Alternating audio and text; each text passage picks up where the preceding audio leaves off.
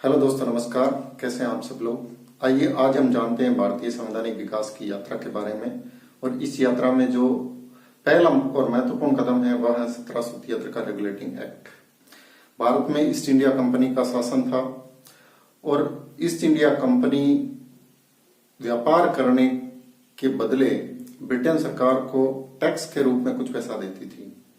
1757 का प्लासी का युद्ध और 1764 का बक्सर का युद्ध भारतीय राजनीति में एक महत्वपूर्ण बदलाव के रूप में साबित हुआ और इसके चलते ईस्ट इंडिया कंपनी का प्रभाव भारतीय राजनीति में बढ़ता गया।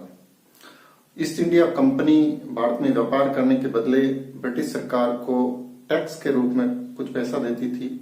क्योंकि 16वीं शताब्दी में महारानी एलिजाबेथ प्रथम ने ईस्ट इंडिया कंपनी को व्यापार करने के लिए एक चार्टर के माध्यम से अनुमति प्रदान की थी।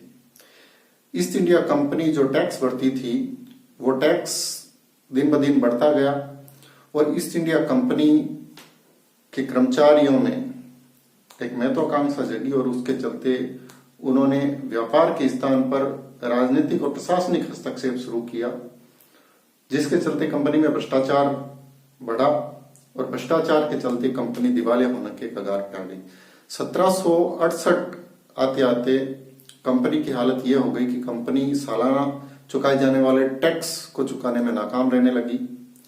इसलिए ब्रिटिश सरकार द्वारा कंपनी के कार्यों को नियमित और नियंत्रित करने के लिए 1773 का रेगुलेटिंग एक्ट पारित किया गया। 1773 का रेगुलेटिंग एक्ट ब्रिटेन की संसद ने पारित किया था। किसके लिए पारित किया? ये ईस्ट इंडिया कंपनी के कार्यों को नियमित और नियंत्रित करने के लिए पारित किया, ताकि ईस्ट इंडिया कंपनी के आर्थिक हालात को सुधारा जा सके। ये एक्ट बहुत महत्वपूर्ण साबित रहा और इस एक्ट में जो महत्वपूर्ण बिंदु थे वो ये थे कि ये वो पहला कानून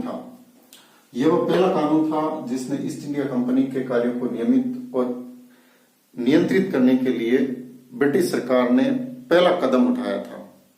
जब पहली बार ब्रिटिश सरकार ने सोचा कि ईस्ट इंडिया कंपनी के कार्यों को नियमित या नियंत्रित करने की आवश्यकता है।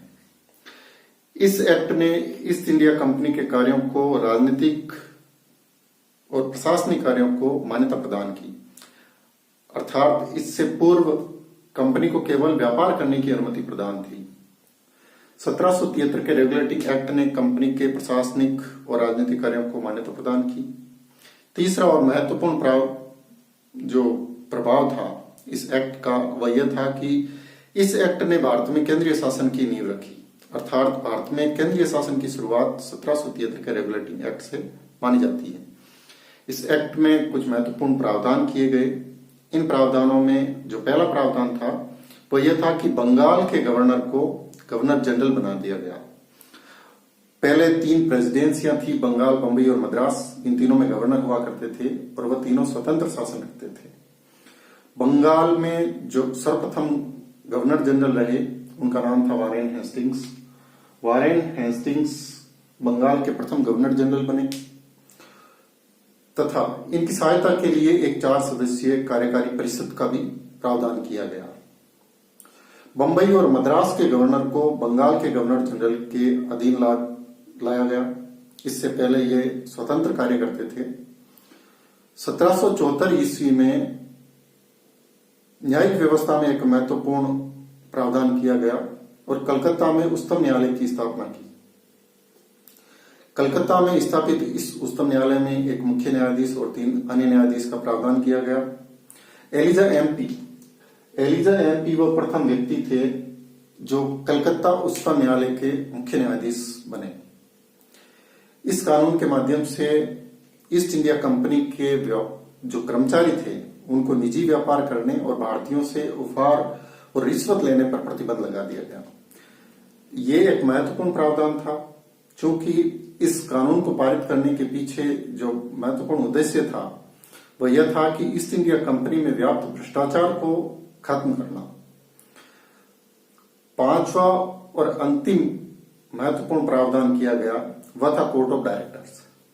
कोर्ट ऑफ डायरेक्टर एक ऐसी संस्था थी जिसके माध्यम से कंपनी के चाहे रेवेन्यू से संबंधित हो या जो सिविल मैटर्स थे या फिर डिफेंस मैटर थे, अर्थात राजस्व, नागरिक और सैन्य संबंधी मामलों पर निगरानी रखने तथा उनकी वार्षिक रिपोर्ट देना आवश्यक कर दिया गया कोर्ट ऑफ डायरेक्टर्स के द्वारा।